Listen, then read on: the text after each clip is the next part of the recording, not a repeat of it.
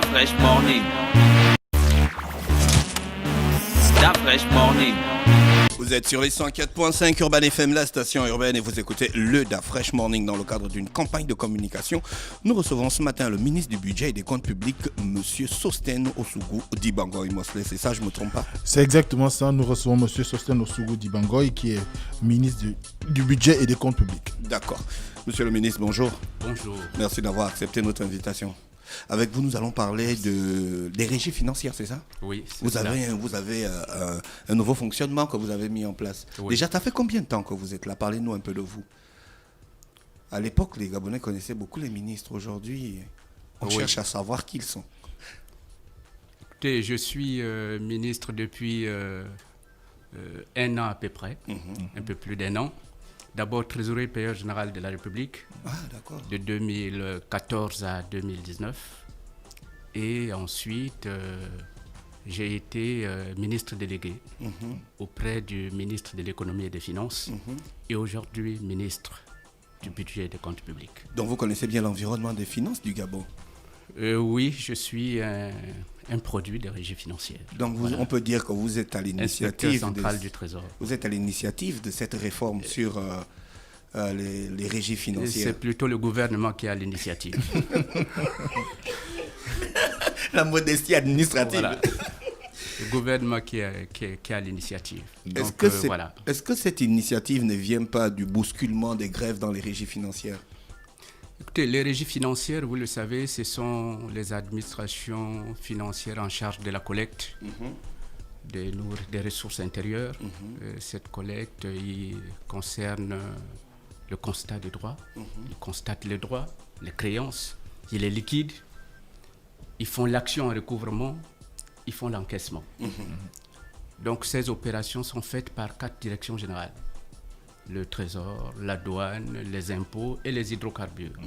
C'est cela, c'est ce groupe des directions générales-là qui font l'ossature des régies financières. Et en raison de suggestions liées à leur activité, ils bénéficient depuis toujours d'une prime. Ce n'est pas la nouveauté, ils ont toujours eu la prime depuis les années 70. 74. Voilà. Les Gabonais Depuis la les ont aussi, création. les Gabonais les ont Ceux aussi qui- longtemps considérés comme étant les enfants gâtés de la République. Voilà. Est-ce que c'est pas justement le fait de leur avoir confié cette prime-là depuis l'histoire même du Elle pays qui existe partout. Là où il y a l'activité de collecte, de mobilisation, dans tous les pays, il y a ces suggestions, ces spécificités particulières. Donc, nous n'avons pas mis fin à ces avantages-là. Nous voulons simplement mieux les encadrer, mieux les réglementer, mieux les sécuriser et faire en sorte que tout cela repose sur la productivité, que tout cela repose sur le rendement, que tout cela repose sur, on va dire, le résultat. Monsieur le ministre, Le résultat. comment aujourd'hui on mesure la productivité de quelqu'un qui a pour mission de collecter Aujourd'hui, ou le rendement? pour le rendement, c'est d'abord un rendement collectif. Vous savez que le budget est fait sur la base des prévisions de ces administrations. Elles viennent de ces administrations. La douane prévoit le montant annuel, même si ça fait l'objet de discussions en conférence budgétaire. Les impôts prévoient le niveau de collecte annuel et les hydrocarbures. Et enfin, ils ont le Trésor qui est le gardien de fonds et qui encaisse dans tout cela. Donc, aujourd'hui, pour mesurer leur productivité, c'est d'abord le fait de faire entrer cet argent qui a été prévu au budget de l'État et sur lequel est adossé plusieurs dépenses publiques. Nous avons un budget qui établit cette charge annuelle. Nous voulons la mensualiser. Si c'est mensualisé, c'est discuter avec eux, ces objectifs, avec les administrations fiscales, c'est discuter avec eux. Et chaque fin d'année, on fait le point. Nous voulons faire le point également mensuellement avec ces administrations pour voir si ce qui a été prévu est bien rentré pour pouvoir les récompenser. D'accord, monsieur le ministre, vous avez parlé, vous avez dit tout à l'heure que l'objectif n'est pas de ne plus payer la prime, mais c'est de l'organiser. De l'organiser. Voilà, pour mieux aujourd'hui, Et- s'il fallait l'expliquer simplement, qu'est-ce qui va changer? Je veux dire, moi, je l'ai posé la question du rendement actuel. Les agents des régies financières nous écoutent et ils doivent être en train de se dire, est-ce que ce n'est pas une nouvelle mesure qui est mise en place pour écarter une certaine catégorie de personnes qui ne bénéficieront pas de la prime? Quand on sait que vous l'avez dit vous-même, le rendement est collectif. Dans ce cas, comment on fait pour évaluer la prime individuelle vu que le rendement est collectif? Le rendement est d'abord collectif avant d'être individuel. Il faut d'abord que collectivement, on le calcule. Et en plus, il faut voir les agents qui ont participé. Je voudrais dire qu'il y a deux ou trois raisons qui nous ont amenés à élaborer ces deux projets de décret. Le premier, c'est la sécurité. C'est leur demande. C'est la demande maintes fois exprimée par les partenaires sociaux de dire nous voulons un décret. Parce que ces primes existaient, mais sur la base, depuis 2014, sur la base des arrêtés. Des arrêtés des ministres, des arrêtés du Premier ministre. Mais il existe quand même un régime depuis 1974 qui... Il y avait un régime, et comme vous le savez, en 2014, il y a le Conseil délocalisé de Franceville, il y avait une mesure du gouvernement qui supprimait les fonds communs. À l'issue de cette mesure, il a été mis la prime d'incitation à la performance. Très bien. À la suite de la suppression de la prime d'incitation à la performance, il a été mis en place un régime spécifique pour eux, pour continuer à bénéficier de ces avantages.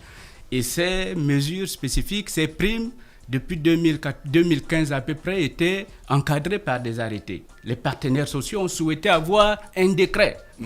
Voilà. Donc de portée du chef de l'État pour sécuriser cela. Et aujourd'hui, c'est chose faite, ils ont des décrets. Donc, au plan juridique, c'est sécurisé. Ce qui a évolué également, c'est la transparence. La transparence et la justice et l'équité. Parmi les points de revendication, il y a l'audit des fichiers, vous l'avez entendu dans de nombreuses revendications. L'audit qui a été fait mettait en exergue un certain nombre de défaillances, un certain nombre de points. Les absences, les gens qui étaient payés, ils n'étaient pas là. Il était dit qu'il y a des gens qui n'existaient même plus.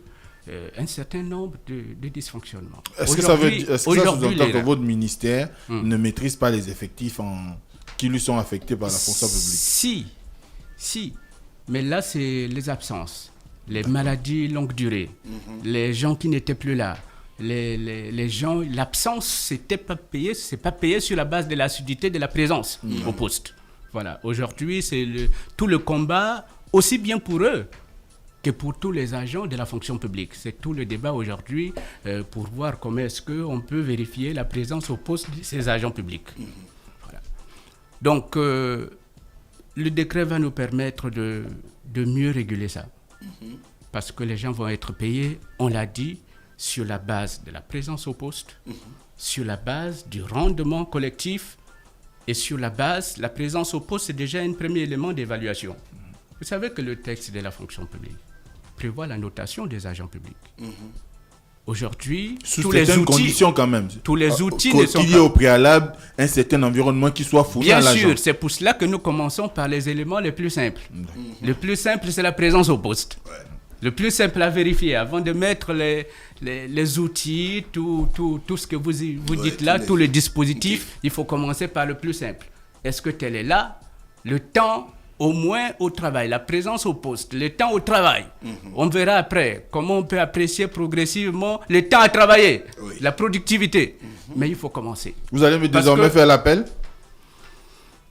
Oui, la vérification dans le poste. Tous ces agents, la présence au poste, monsieur le ministre. Tous ces agents sont répartis par direction. Ils sont répartis par service. Voilà. Y a-t-il un système de pointage électronique qui a été mis en place pour être sûr que les résultats... Le ministre a dit que les outils vont venir après. Les outils vont venir progressivement, mais on doit pouvoir, vous êtes trois ici, le chef de poste doit pouvoir pointer, savoir qui est là, qui n'est pas là. Parce que, en réalité, les états de primes partent directement des directions générales chaque jour. Ce n'est pas au ministère qu'ils sont faits. C'est les directeurs généraux qui envoient chaque mois les états de primes de leurs agents. Donc, ils doivent pouvoir, et ces directeurs généraux ont des directions, ont des services, ont des quoi. Donc, ils doivent pouvoir dans un premier temps, ce ne sera pas parfait, mais vous dans ne un premier craignez temps... pas qu'on tombe...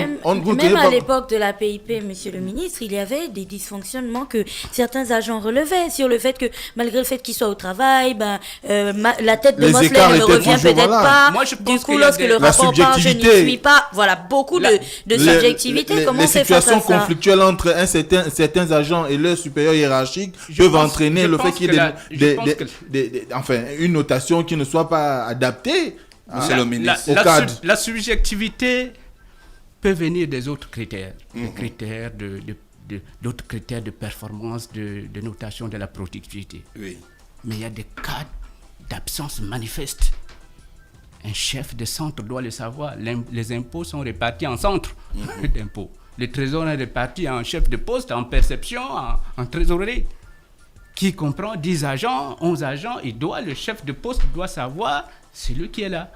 Et je pense qu'il faut débuter. Oui. On va le perfectionner au fur et à mesure, mais il faut débuter au moins par des cas d'absence manifeste. Y a-t-il un souci de transparence dans cette façon de gérer les primes désormais? Oui.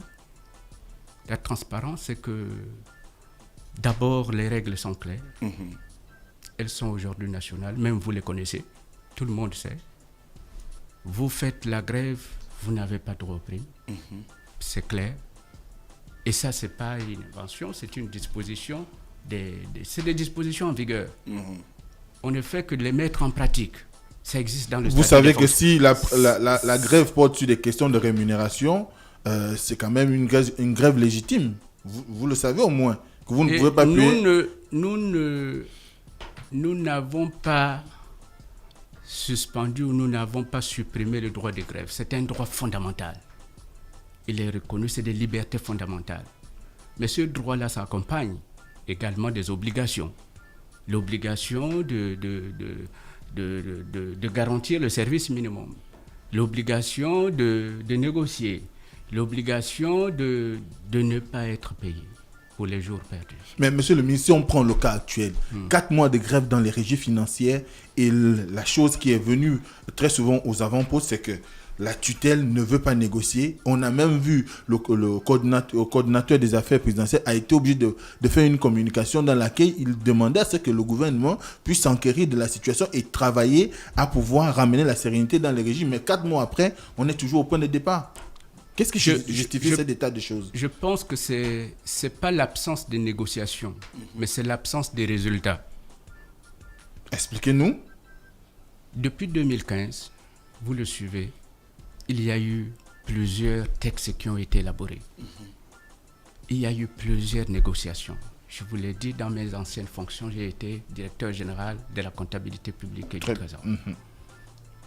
Donc, chaque syndicat, tous ces syndicats sont affiliés à des directions générales. Il n'y a pas un syndicat qui soit inter, non, ils reviennent des directions générales. Donc, la négociation doit partir des directions générales. Elle doit partir des directions générales. Elle doit partir aller au secrétariat général.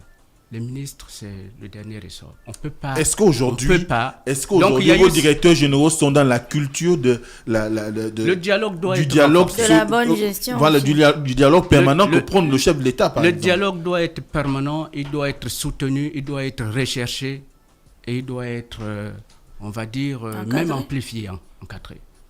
Aujourd'hui, il est demandé à ces directeurs généraux de faire le dialogue. Un agent ne peut pas partir de son service, même s'il est syndicaliste, pour venir directement négocier avec le ministre. C'est ce qui se passe.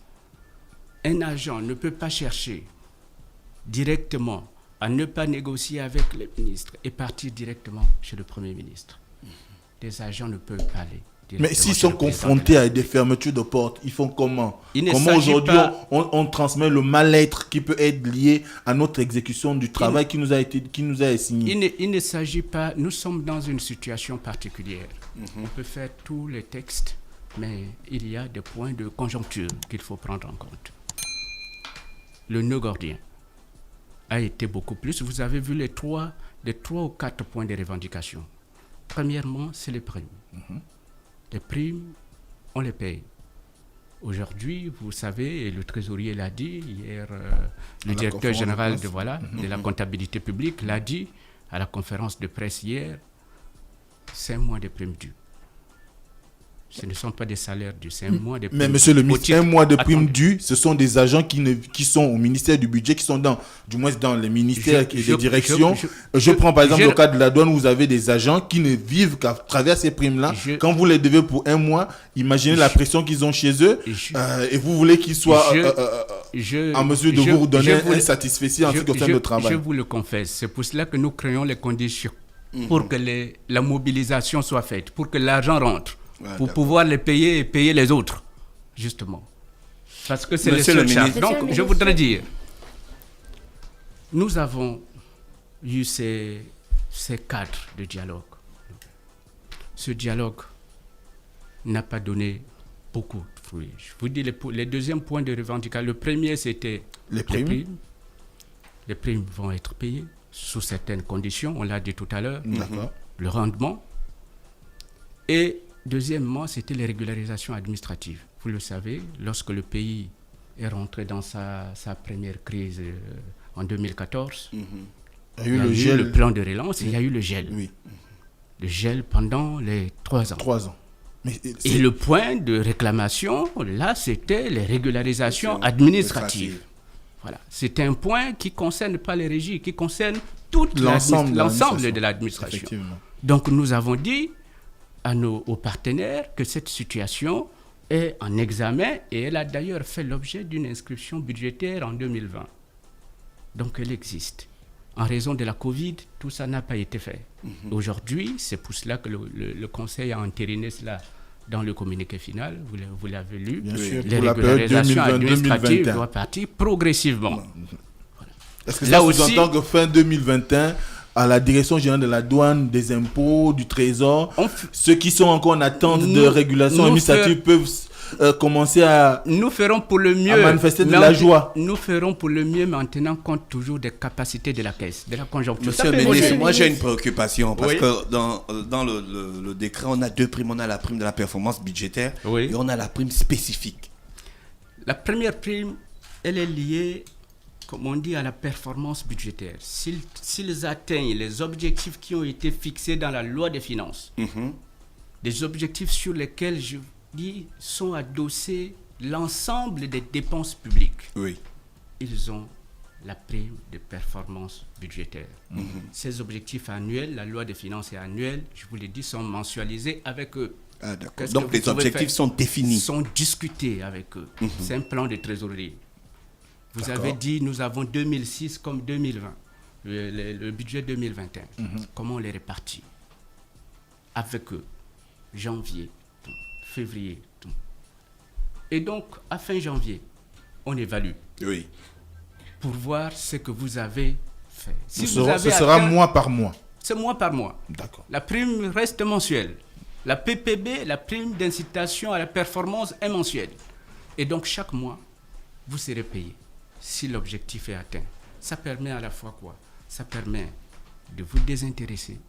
Ça permet également d'appuyer, de payer, de soutenir d'autres politiques publiques de l'État, la santé et autres. Très bien. Voilà. C'est la prime spécifique. Budgétaire. Non. La prime spécifique, c'est travailler plus pour gagner plus. Si vous allez au-delà de ce qui est prévu, des objectifs atteints, là vous avez également une prime spécifique au trimestre. Si on comprend bien. Monsieur le ministre, vous avez Elle est adossée donc sur les dépassements, les recettes excédentaires que vous faites, au-delà de ceux qui sont par fixés. direction ou sur le budget annuel de l'État. Mais tout est sur le budget. Le point de repère, c'est l'objectif budgétaire. D'accord. Vous avez prévu faire 100. Finalement, vous avez fait 150. Donc, l'État consent sur certaines recettes à vous donner une quote-part pour pouvoir vous encourager. Les 2 primes sont des primes à l'incitation. Donc, finalement, on a une rémunération principale et 2 primes qui sont, elles, toutes les 2 adossées à la performance, adossées au rendement, adossées au mérite, finalement. au mérite collectif. Justement, monsieur le ministre, parlons de ce mérite. Ouais. Vous avez dit l'objectif de ces décrets, c'est promouvoir, récompenser le mérite, Ouais. promouvoir la bonne gouvernance et puis promouvoir aussi la transparence. C'est cela. Quels sont les garde-fous? Vraiment, c'est très important cette question pour moi. Quels sont les garde-fous que vous mettez en place pour être sûr que chaque employé qui bénéficiera de cette prime la méritera véritablement? Au-delà des problèmes que Mosley évoquait, il y a aussi des situations où, parce que je suis chef de service et que j'ai ma team, ça existe dans les ministères, monsieur le ministre, vous savez, j'ai ma team que je protège, mais ils vont toujours bénéficier de ces primes-là, même si ils ne viennent pas au travail, je vais toujours les couvrir, même s'ils ne produisent pas en fait le résultat qu'ils sont censés produire. Ce qui va encore créer la frustration des autres employés qui le voient, et donc ils vont encore nous conduire à la case grève. Quels sont les garde-fous?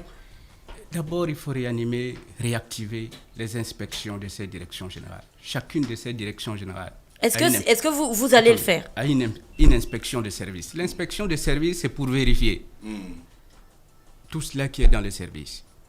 La Direction générale des impôts, dans son dernier décret, vient de créer une inspection de services. Le Trésor, l'inspection de services ne vérifie pas que l'argent, ça vérifie le fonctionnement du service. La Direction générale du Trésor a une inspection de services.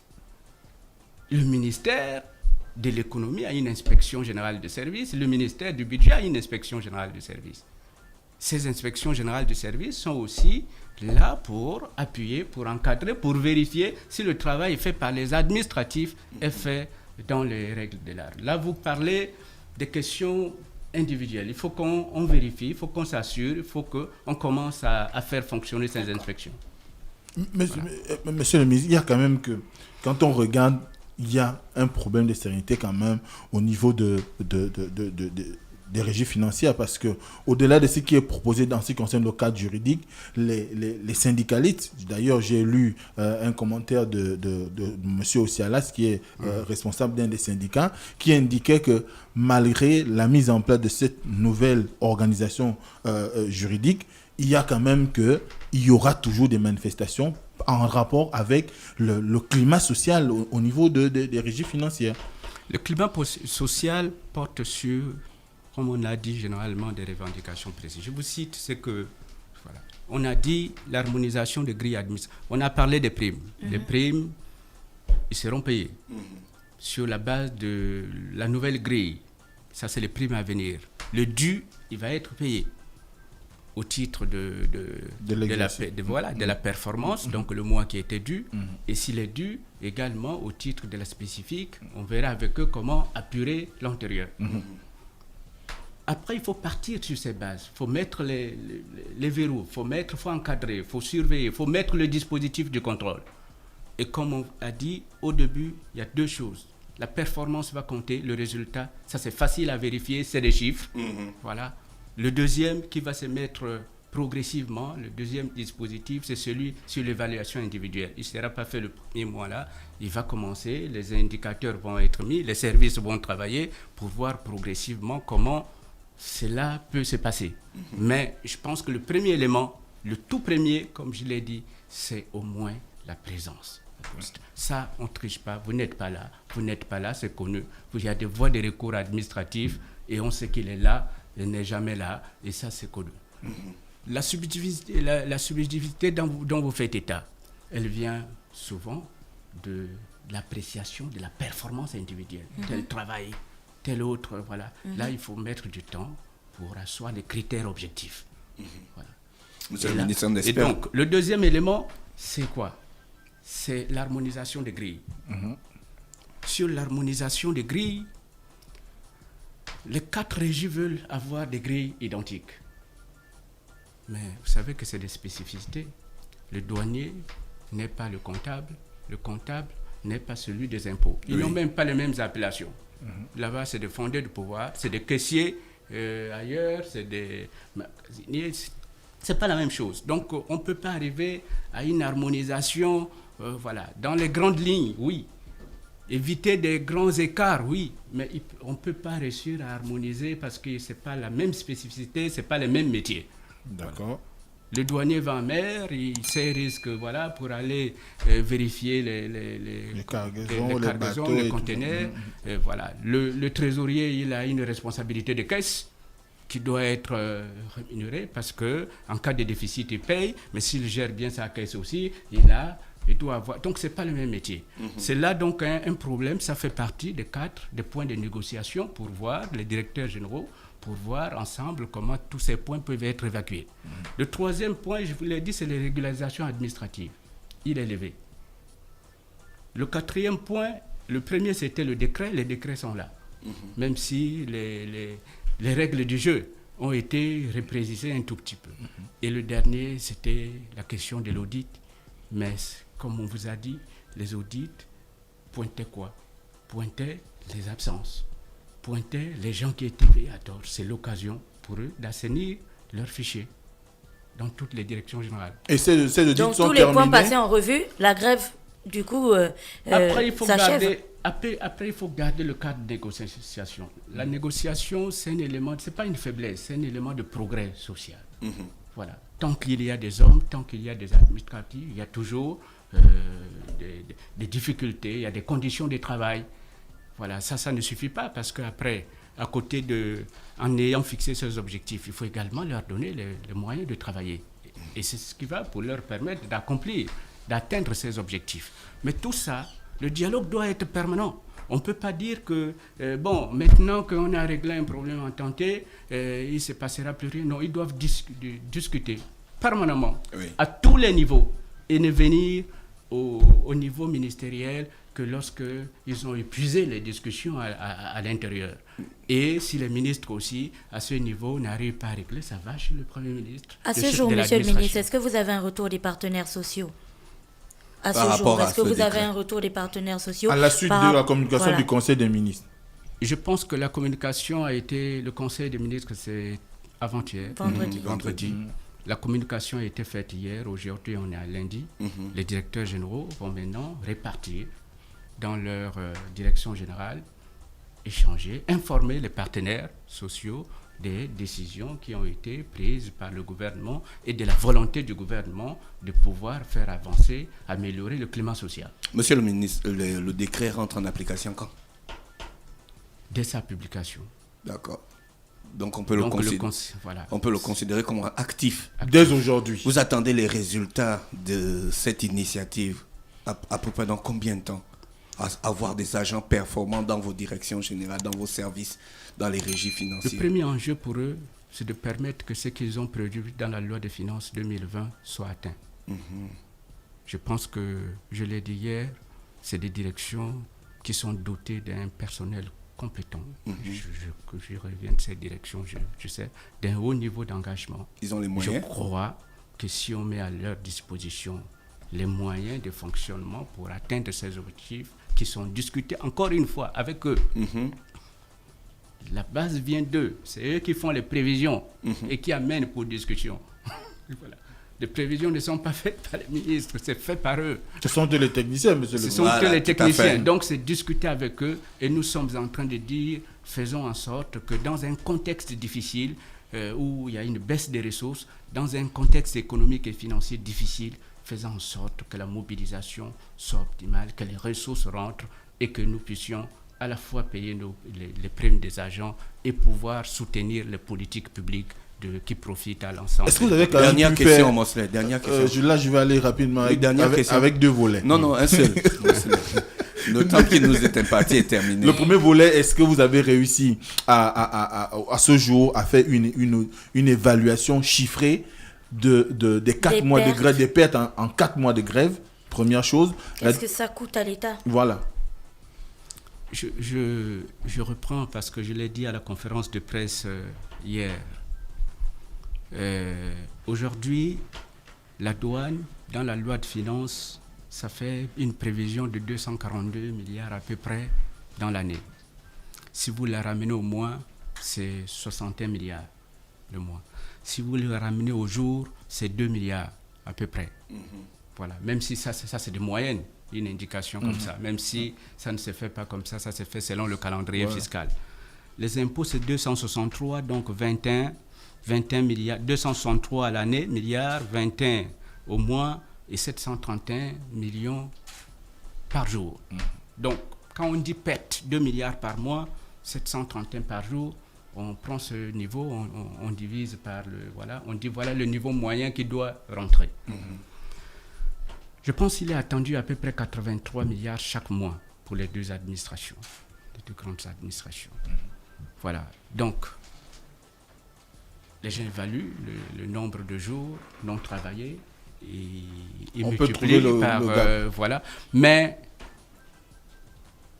ce qu'il faut dire, c'est que ces administrations, aujourd'hui, je l'ai dit, sur la base de ces observations, sur la base de ces prévisions, aujourd'hui, il n'y a que 85% de ces ressources sont rentrées.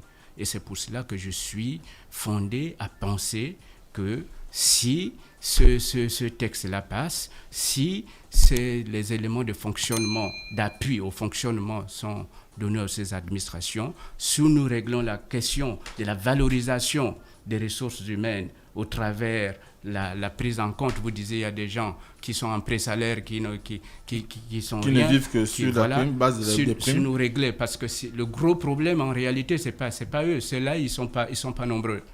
À la douane, je pense que ça faisait 36 millions le mois. C'est pas eux, c'est tous ceux qui sont sortis des écoles, tous ceux qui sont là depuis, tous ceux qui n'arrivent pas à être intégrés. Donc c'est régularisation administrative.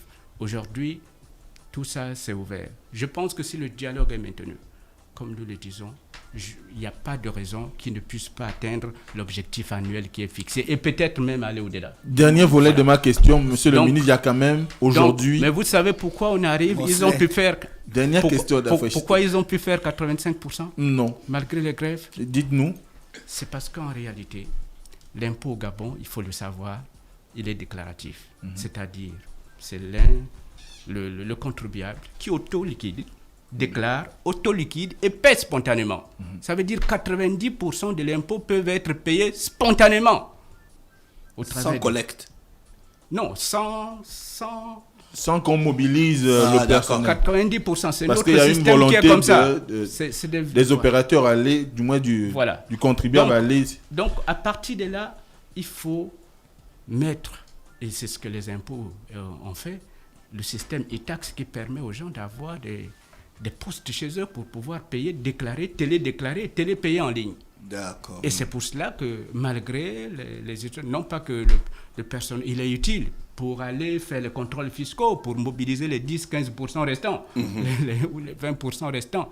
Mais il faut faire en sorte que beaucoup payent de façon spontanée, comme les textes le disent. Il faut digitaliser l'administration. Il faut digitaliser. Et c'est là l'orientation forte du chef de l'État. Digitaliser. Monsieur le ministre, digitaliser, merci d'avoir d'avoir accepté.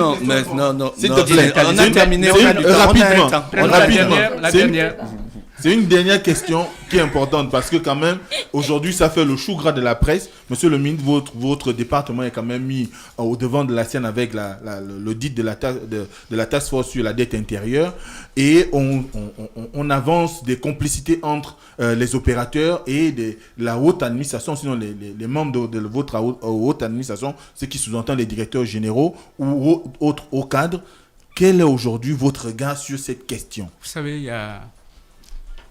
il y a, je pense, une année, ou un peu plus d'une année, un rapport de la Banque mondiale sur l'évaluation des investissements au Gabon avait révélé que 80% de nos dépenses sont passées de gré à gré.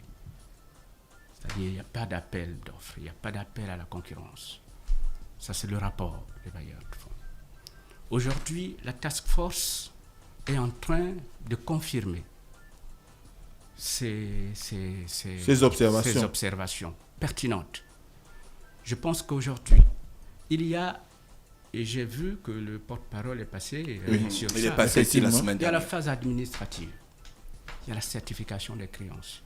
La certification des créances, elle est faite par tout le monde, elle est faite par tous les ministères sectoriels. Ce n'est pas les finances qui prennent les factures de l'éducation nationale, les factures de quoi vont certifier. Non, c'est toute l'administration. Il faut vérifier Là, c'est la matérialisation, la matérialité du service fait. Est-ce que le service est véritablement fait? La phase administrative, on l'a entendu, a été faite par Deloitte. Est-ce qu'il y a tous les documents? Mais la certification des services faits, c'est celle-là qui est vérifiée. Est-ce que le travail est fait? Est-ce que... Voilà. Et je pense qu'aujourd'hui, ce qu'il faut noter, on les laisse aller au bout de la procédure. On attend les conclusions de la procédure. Je pense que les travaux ont bien avancé, on attend les conclusions. Mais c'est surtout mettre les garde-fous pour que ces types de comportement déviant, monsieur, il faut le dire. Ne se répètent plus. Mais ça concerne à quoi? Ça concerne à la fois, pas seulement comme on l'a vu, à mobiliser les ressources. On l'a vu tout à l'heure. Ça, c'est l'accent qui est mis sur la mobilisation. Mais après, il faut renforcer le contrôle de la dépense. Le contrôle de la dépense est l'une des aspérités de notre politique budgétaire. Il faut la renforcer et c'est pour cela que la Direction générale des marchés publics a été réactivée pour pouvoir faire en sorte qu'un certain nombre de dépenses donnent lieu à des appels à la concurrence. C'est pour cela que le gouvernement vient de créer sous la haute direction, la très haute direction du chef de l'État, la Direction générale des audits et des vérifications et des audits. Oui. Donc tout ça, c'est des éléments qui concourent à faire en sorte que le contrôle administratif soit renforcé. Mais en réalité, avant, il faut faire en sorte que la dépense, que ce soit la vraie dépense qui soit payée, mieux la programmer, mieux la vérifier, mieux la payer. Très bien. Voilà. Monsieur le ministre, merci d'avoir accepté notre invitation. Je vous remercie. Je rappelais qu'on recevait le ministre du Budget et des Comptes Publics, monsieur Sosthène Osungu Dibangoy. C'était un réel plaisir de vous recevoir dans notre émission. Vous souhaite de passer une bonne journée à l'écoute des programmes d'Urban FM. Merci, c'est moi. Stop Fresh Morning.